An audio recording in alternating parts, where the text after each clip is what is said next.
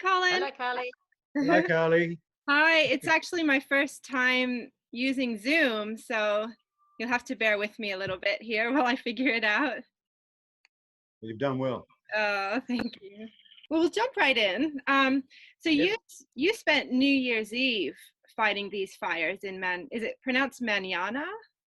Manyana. We'd started off by, well, I started off by contacting the owner of the company very soon after the fires because my wife and I we just couldn't believe the damage that had been done and that this was the only piece of land that had been completely untouched. So we decided to get in contact with him, and I did that directly to him by email. And he wrote back and said how sorry he was about the fires, and he said that they'd put a delay on the project, which was promising, but didn't mean that we were going to save it. Yeah. So I then contacted him by phone and said, I can get you in to have a look. So I went out to the highway at a time when only residents could get in and brought him in and showed him around. And that's basically how it started. Then I joined up with some other people and it's just got bigger and bigger. So that, you know, it's a real community effort that's driving this. Yeah. But the fires were in January. That hasn't given much time for the land to regenerate. And then the developer was planning to start clearing that land now, and it's only May. So do you think that he took on board, you know, your suggestions, or were they just going to proceed anyway? Well, I think he was going to proceed anyway. And we were sort of, as a community and as individuals, we just accepted the fact that it was going to happen. Yeah. But it was the fires that changed my views. I didn't want to see it happen anyway, but Right. you know, it was a development and all the approvals, blah blah blah. So, but when the fires happened, it was just so dramatic that I said to my wife, and we said, this just cannot happen. That the world has changed overnight from New Year's Eve. And that's when I started pushing the idea of a moratorium. Simply, all I wanted to do was to get the governments, all levels of government, federal, state, local, to say, right, all these large-scale developments that were approved prior to the fires and all developments that are going to be looked at, we need to stop, we need to take a deep breath, we need to look at what we've lost, we need to look at what we have got left, and then assess in the light of that. Now, I also read in this ABC article, the developer said that they had erected nest boxes, although some of them have now burnt in the fires, and that their plan was to relocate animals before the clearing. But, you know, my background as a fauna spotter tells me that you really cannot relocate animals before the clearing, because so many of them are up in the trees, they're in the hollows, and there's no way that you can go through every single tree and peel back all the bark and do all of those things you need to do to move the animals along. You just can't. And if all the habitat around has been burnt, there's no place to put those animals anyway. Well, what they did with some of those nesting boxes, in fact, the vast majority, were put in burnt forest. Yeah, what? So different animals, but that satisfied one of the requirements that they had to do prior to the clearing. Yeah. It's not logical, is it? No. I mean, one thing we've learned in coronavirus is, yes, you can have a place to live and that keeps you safe, but you have to have access to food. That's what we have learned. And it's been difficult for us to have all of these food shortages in the supermarkets.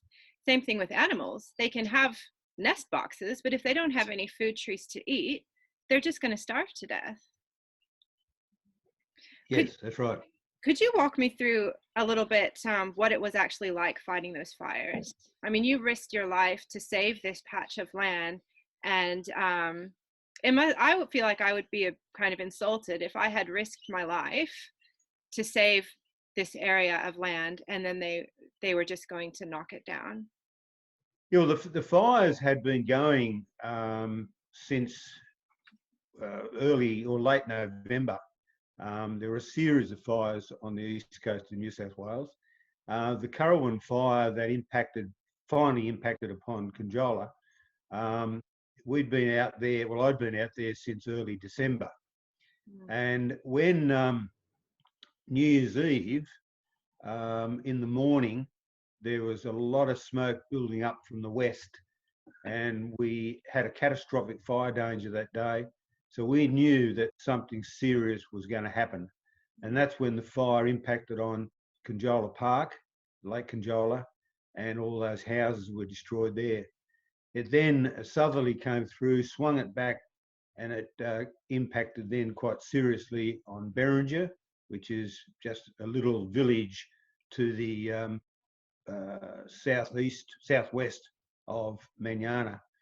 And that was probably mid-afternoon on New Year's Eve. And then we basically had that fire impacting upon us in various ways right through to the following Sunday and Monday. So it was an all-week effort. On the New Year's Eve, we actively stopped the fire from getting across Kunjurong Point Road into this particular property. So yes, it was a long, tiring process. I think we started at 11:30 on New Year's Eve morning, and I finally knocked off at 4 o'clock New Year's Day in the morning, and was back at the shed at 8 o'clock. And then and there were 2 crews, 8 people, 2 trucks, and we did that for 2 days straight. So yeah, it was a mammoth effort. And exhausting. Yeah. Completely exhausting. Yeah. Is your wife still there in the background? She is. Could she pop in for a second if she doesn't mind? Hello, darling. Hi. I mean, how did Liz? Was it Liz? Yes. How did you feel having Colin there? It was terrifying. I had my grandchildren with me, and we were actually stuck there. We couldn't get out. There's only one road in, one road out. And it was quite horrifying not having any communication. We had no phones, we had no electricity. So it's just a matter of waiting. So my grandchildren and I, especially on New Year's Eve, we just stayed up all night and just watching the fires from behind our house, because we could see it all happening, not knowing where they were, what they were doing. And the whole 8, I mean, I think the average age is about 70 years old of the whole 8 of the crew. So yeah, it was quite scary, and we could see the flames from where we were, and it was just massive. So we just waited all night till he got home, all morning. Yeah. There was a great urgency to get all holiday makers out and anyone else who wanted to. And there were just streams of traffic waiting. I remember that. Along, yeah. And they were waiting along roads that got impacted the next day, because we knew the Saturday was going to be catastrophic. And so it was just a desperate manoeuvre to get everyone out. The police did an incredible job in escorting all this traffic out. So when the fire did hit, where it hit badly on the Saturday would have been full of tourists waiting to get out. So yeah, she was touch and go. Yeah. I remember that, and because I remember at one point they said you cannot leave now. That's right. If you're here. And That's I remember right. watching the images of people standing on the beaches with their towels over their face because you couldn't breathe the air. Yeah. So that was particularly over at Conjola. They opened the road a couple of times, the police, to help escort some of the tourists out, but then they had to close it within half an hour because the trees were falling on the roads and it was too dangerous for any of the vehicles to go through. So a lot of these vehicles that were waiting on Curvers Drive to leave had their cars running, and a lot of them were running out of petrol.